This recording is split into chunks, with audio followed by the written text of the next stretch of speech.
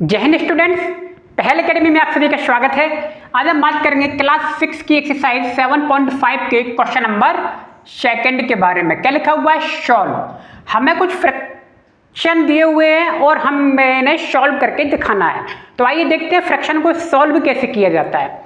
ठीक है, देखिए यहाँ पे देखिए दो फ्रैक्शन दिए हैं 1/18 प्लस 1/18।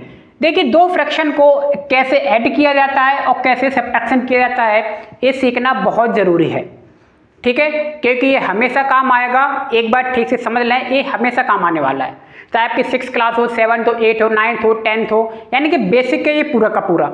हर बार मैक्सिमम बार आप देखेंगे, कई बार आपको नंबर हमेशा फ्रैक्शन में मिलेंगे और आपको एडिशन और सब्ट्रैक्शन करने को मिलेगा।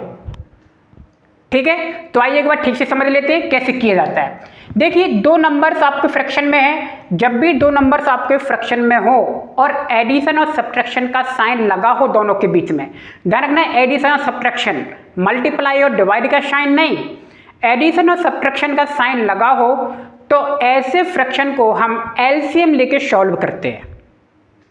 समझ गए?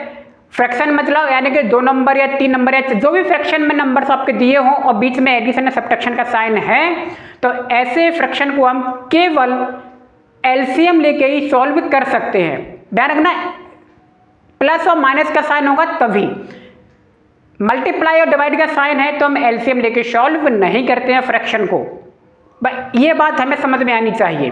तो दो फ्रैक्शन के बीच जब भी साइन देखिए, इसमें किसका है? प्लस का साइन है, तो हमें समझ में आ गया कि ये फ्रैक्शन का क्या लेना है? एलसीएम।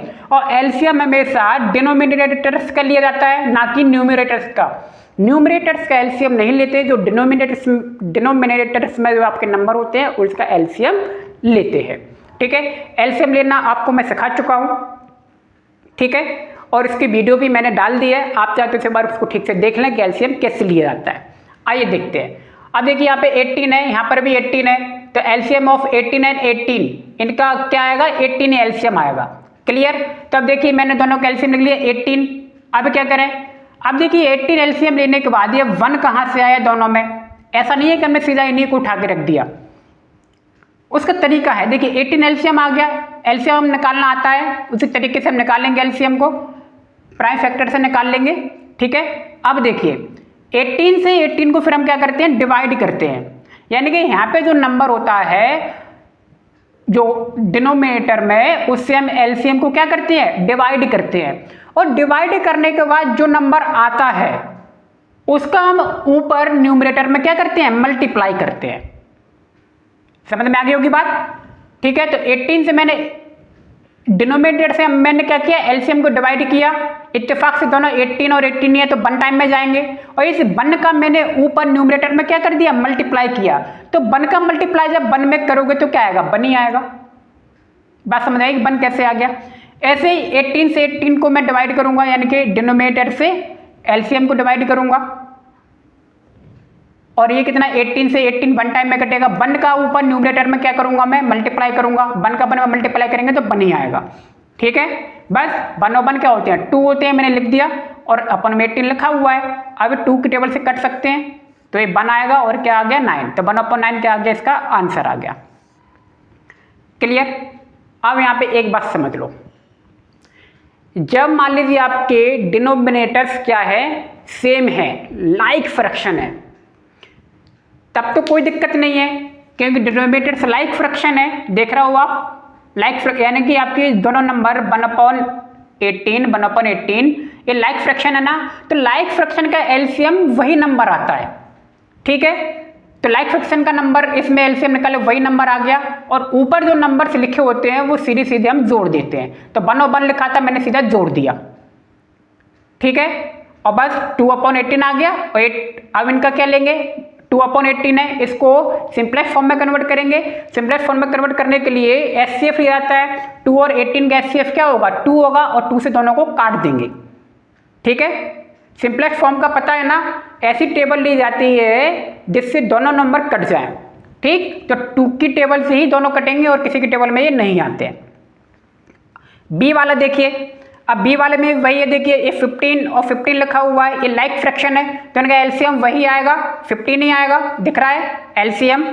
तो बस एलसीएम लिख दिया, और सीधा 12 में से -7 कर दिया, सीधा लिख दिया। आ गया 12 5/15 आ गया और 5 से कट जाएगा तो ये 1/3 आ गया। आंसर आ गया आपका 1/3। ठीक है, देखिए लाइक फ्रैक्शन वाले तो बहुत सिंपल होते हैं। लाइक फ्रैक्शन अगर आपका है तो फिर आपको इतनी परेशानी होने की जरूरत नहीं है। परेशानी आती है अनलाइक फ्रैक्शन में। अनलाइक फ्रैक्शन में हमें एलसीएम ठीक से निकालना पड़ता है। ठीक है, इसमें तो मैंने बता दिया कि भाई कैसे निकाला जाता है। अब देखिए जी वाला सवाल देखिए थोड़ा डिफरेंट है। जी वाले में क्या लिखा हुआ 1 - 2/3 लिखा हुआ है।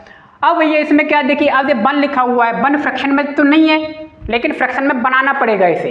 कैसे बनाएंगे तो आइए देखते हैं। किसी भी नंबर के नीचे देखिए कुछ नहीं होता है तो उसके नीचे क्या होता है 1 होता है। जैसे कि 2a अकेला लिखा हुआ है और 2 फ्रैक्शन में तो नहीं है, लेकिन किसी भी नंबर के नीचे कुछ नहीं होता तो क्या होता है 1 होता है, या मेजर कर लेते कुछ भी समझ लो। तो 2/1 हो गया। 2 आपका क्या हो गया, ये न्यूमरेटर हो गया, 1 क्या होगा डिनोमिनेटर हो गया। तो देखिए दोनों फ्रैक्शन में बन गए, 1/1 हो गया ये। क्लियर, ये 2/3 था, बीच में माइनस का साइन है। एलसीएम ले लिया, 1 और 3 का एलसीएम क्या आएगा 3 आएगा। ठीक है, अब देख रहे हो ये लाइक और अनलाइक हो गए। लाइक और अनलाइक का 1 और 3 का क्या लेंगे एलसीएम लेंगे। ठीक है, तो 3 से ही कटेगा भैया, 1 आ गया। क्लियर, तो 3 का क्या आ गया एलसीएम आ गया। अब बात भैया 1 से डिनोमिनेटर से क्या करोगे आप एलसीएम को डिवाइड करोगे ना, तो 1 से जब 3 को काटोगे तो कितने टाइम में कटेगा 3 टाइम में कटेगा ना। और 3 का ऊपर क्या करेंगे न्यूमरेटर में मल्टीप्लाई करोगे, तो 1 का 3 में मल्टीप्लाई करोगे तो क्या आएगा 3 आ गया। 3 से 3 कैंसिल हो गया 1 टाइम में। 1 का 2 में क्या करोगे मल्टीप्लाई, 2 आ गया। 3 माइनस का 2 1/3 और 1/3 क्या है आंसर है। क्लियर, एच वाला देखिए, एच वाला है 1/4 प्लस 0/4। अब देखिए एलसीएम ऑफ 4/4 4 ही आएगा। क्लियर, 4 से 4 कट गया 1 टाइम में, 1 का ऊपर मल्टीप्लाई 1 आ गया। 4 से 4 टाइम 1 और 0 में मल्टीप्लाई करोगे तो 0 आएगा।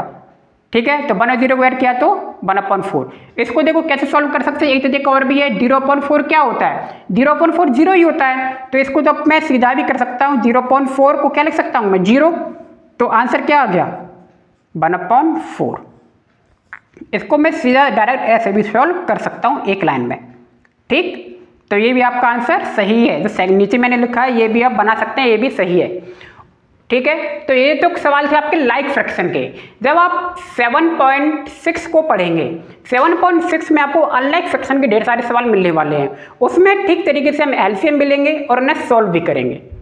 ठीक है, तो उम्मीद है आपको सवाल और वीडियो समझ में आ गए होंगे। तो बाकी सवाल भी आप बिल्कुल इसी तरीके से लगाएं, बिल्कुल सिंपल है। इसी तरीके से आप लैंग्वेज को लिखेंगे तो होगा क्या, जो 7.6 होगी उसी में भी इसी तरह का पैटर्न हम फॉलो करने वाले हैं। तो क्या होगा, दोनों आसान हो जाएंगे। ठीक है, तो मिलते हैं नेक्स्ट वीडियो में। आप सभी का बहुत बहुत धन्यवाद। Thank you.